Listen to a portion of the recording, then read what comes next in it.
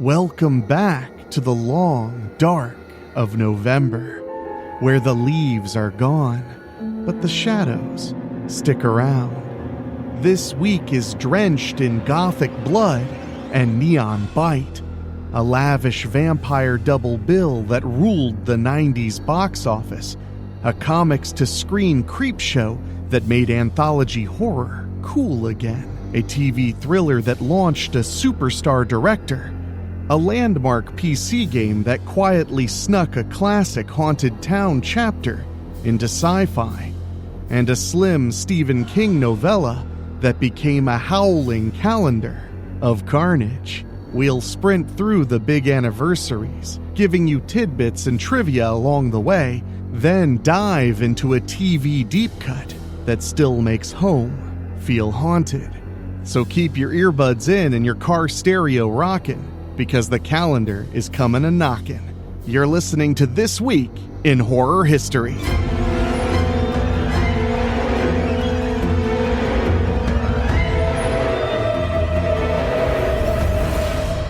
I'm your host, Enrique Couto, and we're covering the week of November 10th through 16th.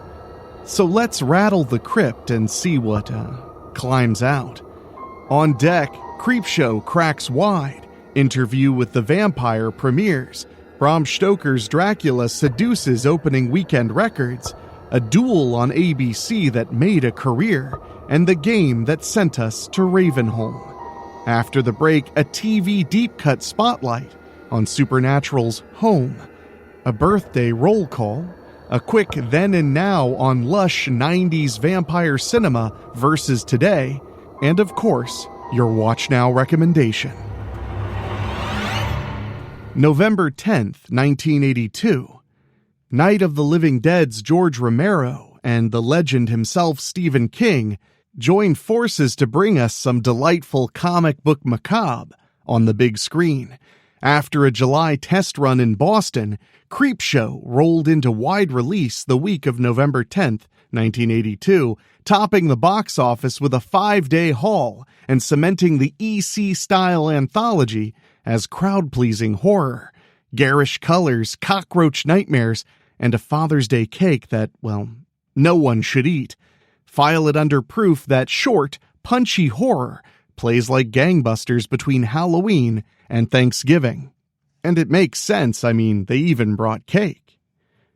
Creepshow is one of those films that really sticks with you because every story has that thick EC comic style, which would later become extremely famous and a part of popular culture when the Tales from the Crypt TV series debuted on HBO about a decade later.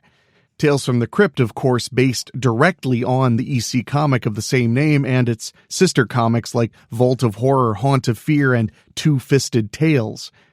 Stephen King and George Romero wanted to make Creepshow as a homage to EC comics because they both read them when they were definitely way too young, and to suggest it warped them would be a little bit of an understatement, I would say.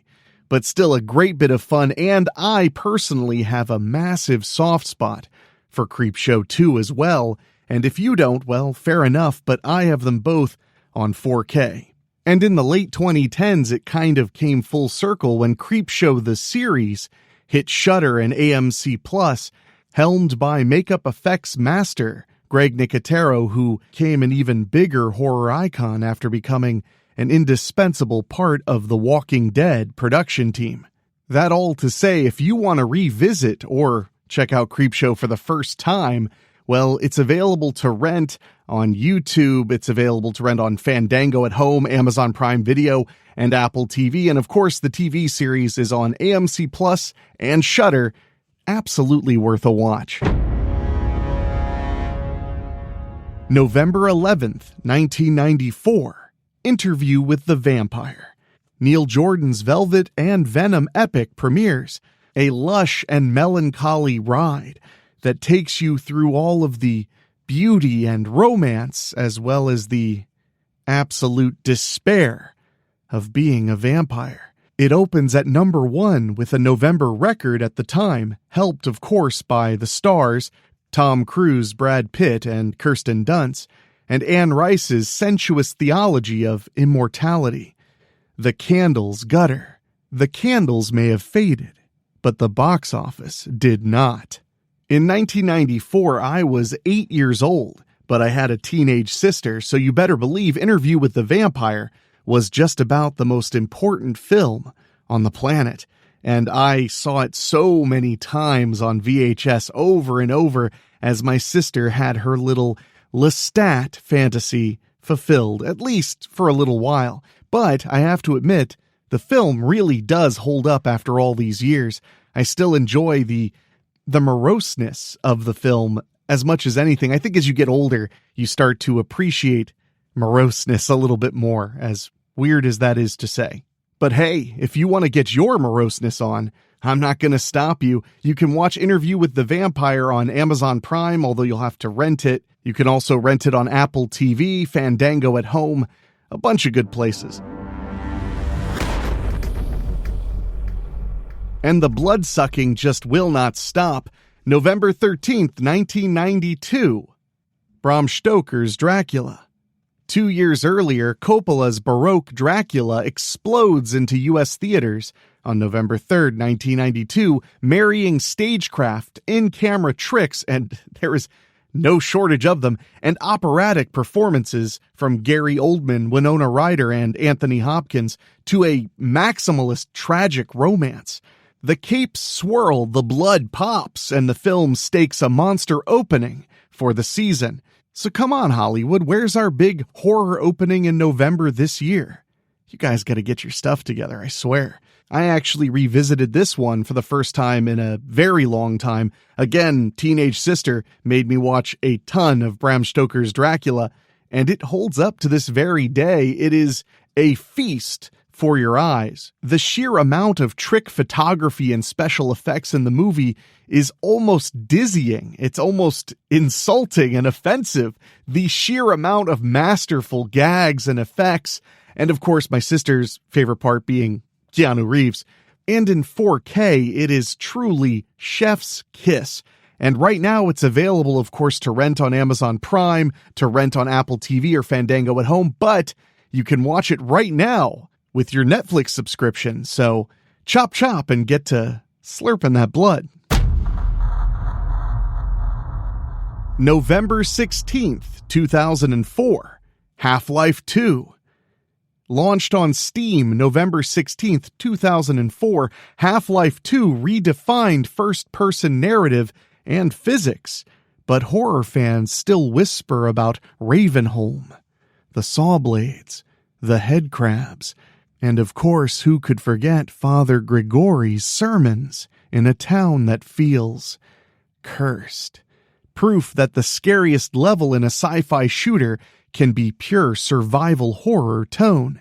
And I have to admit, this one brought back a lot of memories. I played so much Half-Life and even attended a couple of LAN parties. I know, I fly my nerd flag proudly, but that one is a deep one even for me. But you can play Half-Life 2 via PC with Steam, and the 20th anniversary edition includes a little episodes menu.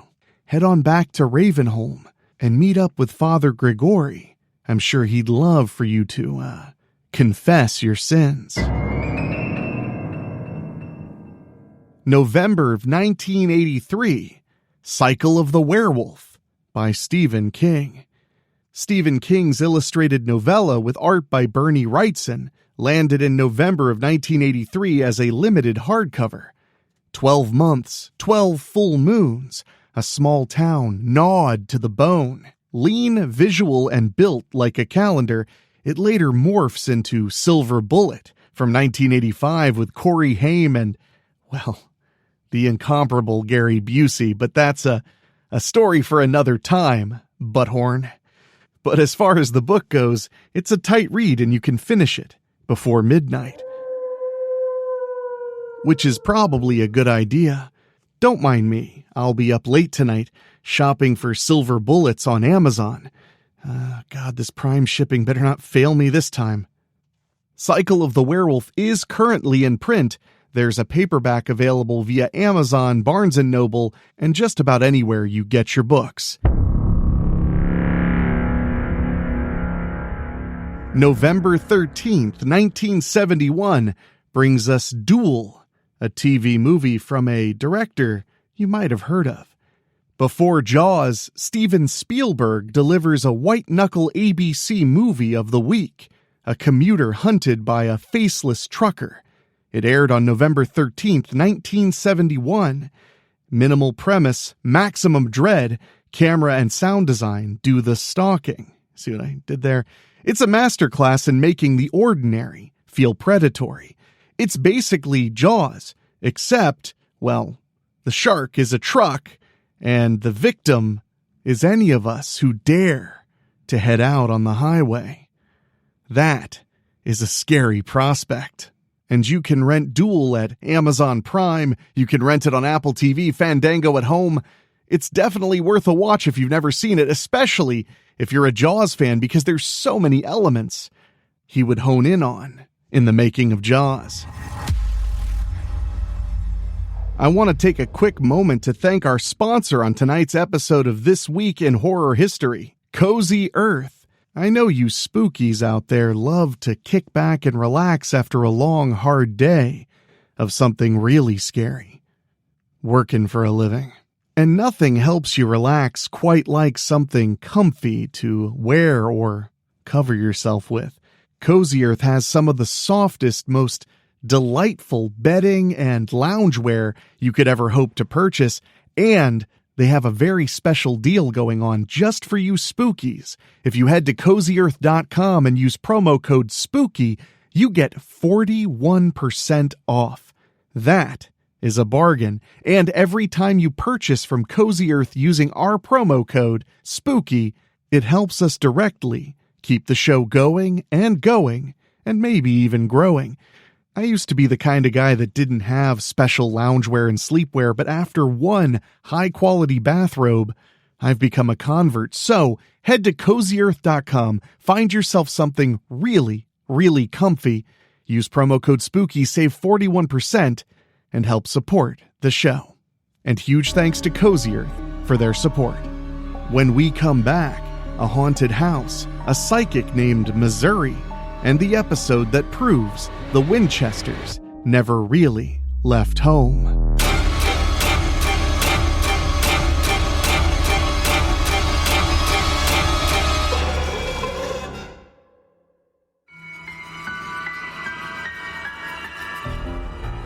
Like any good slasher villain, we're back, and it's deep-cut spotlight time.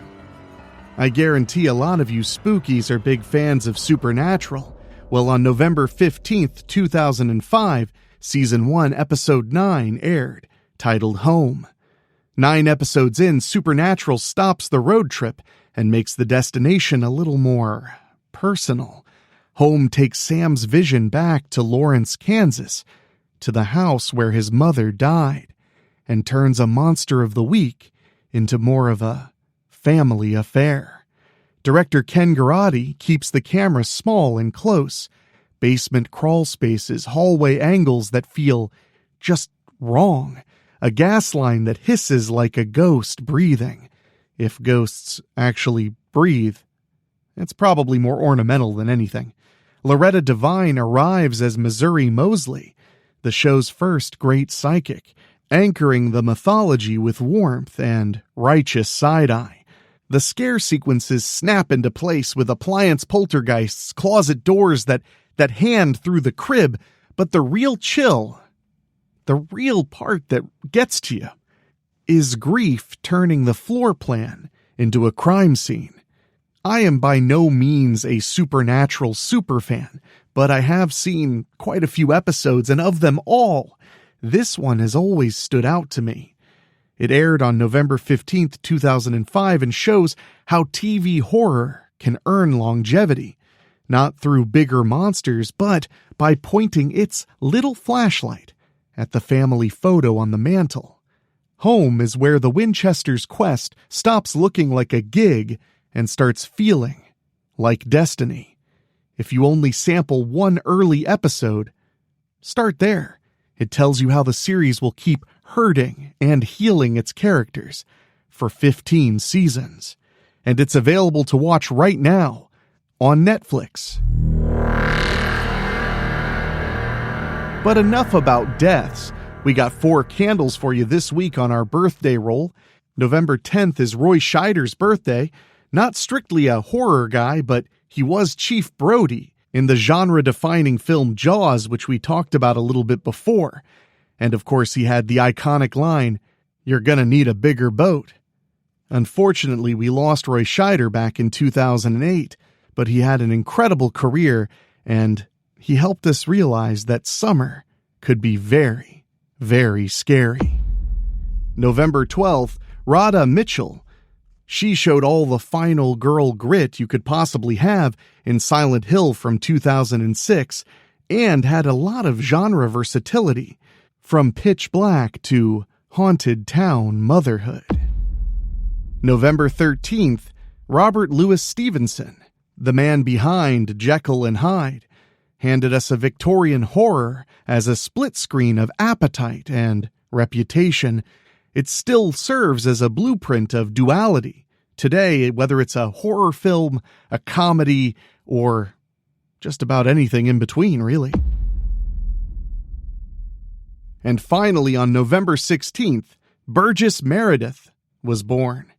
2 immortal Twilight Zone turns, Time Enough at Last and Printer's Devil, plus a career of charming menace. I mean, Burgess Meredith, he's in Time Enough at Last, which is honestly like the perfect Twilight Zone meme, what with the breaking glasses and the fact that we all wish we could read more. But he also cemented himself as the Penguin on the original Adam West Batman, which is mind-boggling when you consider that then later on, he would play Mick in Rocky, which Rocky is one of the greatest films of all time. It's not horror, but I'll be damned if I don't show my love and appreciation for it. He also played the elderly father to Jack Lemmon in Grumpy Old Men. The guy had just a monster of a career. Unfortunately, we lost him in 1997, and he was 90 years old. Incredible career. Now let's look at Then and Now, Velvet Vampires from 1992 to now. Back then, in the span of 2 Novembers, opulent vampire cinema storms the multiplex. Coppola's Bram Stoker's Dracula, as we mentioned, and Jordan's Interview with the Vampire. Expensive, adult, unapologetically romantic, featuring chandeliers, blood as perfume, immortality as addiction. These concepts all really changed the way we understand and appreciate vampires in media, whether it's movies, televisions, books, you name it. Vampires were never quite the same after the early 90s, and sometimes I don't think the early 90s gets enough love for the contributions it made to the horror genre.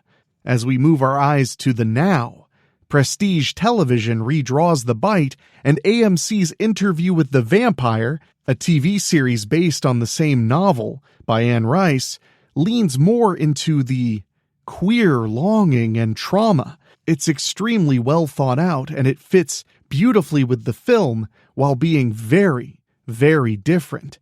Streaming favors these long arcs on TV shows and of course, the massive, lush production without sacrificing the bloodshed. The lesson isn't that vampires change so much as that culture loves to keep rewriting the contract between beauty and appetite. Plus, let's just be real for a second, Dracula is 1000% a metaphor for sexually transmitted diseases. You can't change my mind on that one. Now, before I get out of here and let you get back to your week, of course I can't leave without giving you my weekly recommendation. And this one is a lifelong love of mine. The Slumber Party Massacre from 1982. Just the keyboard theme from this movie alone makes me so very happy. That is just such beautiful late 70s, early 80s synth joy right there. And that really describes the entire film. With a lean 77-minute runtime, it's a cult classic directed by Amy Holden Jones from Rita Mae Brown's script. It's fast, it's funny, and It's feral, and it opened in Los Angeles on September 10th, which is my birthday. Go figure. But the New York release was the week of November 12th, 1982, so I'm counting it. It really is the perfect post-Halloween comfort, garbage food kind of fun time, and it has a lot of very subversive winks in it. Rita Mae Brown wrote the screenplay, and she was famous for writing feminist books, a ton of them in fact. She's always claimed that the screenplay for Slumber Party Massacre, which was originally titled Sleepless Nights, was meant to be a kind of parody of slasher films, featuring gratuitous nudity, violence, and general debauchery and horniness of teenagers. I've always felt like maybe that was a little bit of a cop-out, only because by the time she wrote the screenplay, there had barely been any slasher movies made. I mean, I think Friday the 13th wasn't even a big thing when she was writing the script. You basically only had Halloween and Texas Chainsaw Massacre, but maybe I'm wrong. And Amy Holden Jones has had an incredible career directing so many films outside of the horror genre, but it all started with this Roger Corman-produced feature film with a perfect title. And that title is Slumber Party Massacre, with its phone repairwoman gags, pizza box punchlines, and the most infamous power tool in all of horror. Cue it up after the Velvet Vampires for a fun and frisky midnight movie to cleanse your palate. And best of all, Slumber Party Massacre is available just about everywhere you could want to watch movies for free. Tubi TV has it, Zumo has it, Pluto TV has it, the Roku channel has it, Fandango at Home has it to watch for free. It's on Shudder, AMC Plus, Philo, Plex. The sky is the limit. You have no excuse to not give Slumber Party Massacre a spin. Unless, of course, it's not your kind of thing. No shame in that.